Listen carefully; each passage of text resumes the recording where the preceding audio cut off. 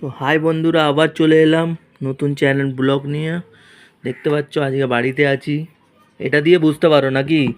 এটা দিয়ে বুঝতে পারা যায়, দস্তাখান দিয়ে। এই বুঝতে পারছো, দেখেছো মাটন একদম লাল একদম হয়ে আসছে, একদম লাল লাল ঝাল ঝাল তেল তেল হয়ে আছে পুরো। দেখতে পাচ্ছ তো তেলগুলো, দেখছো একদম ভাসছে, একদম রিয়াজি মাল নিয়ে এসেছি আজকে, নিজের গিয়ে নিয়ে এসেছি। আর দেখতে পাচ্ছ এটা হচ্ছে পোলাও, ঠিক আছে। কোয়ান্টিটিটা একটু বেশি নিয়ে ফেলেছি, দেখি খেতে পারি কি না।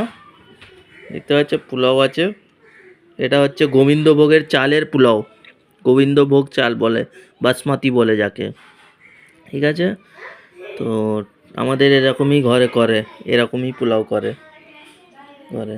আর স্যালাড আছে, ঠিক আছে। দেখতে পাচ্ছ, তাহলে খাওয়া শুরু করা যাক। তরকারিটা হেভি লাগছে না আজকে? তাহলে কমেন্টে জানাও আমাকে, ঠিক আছে, কেরাম তরকারি আছে।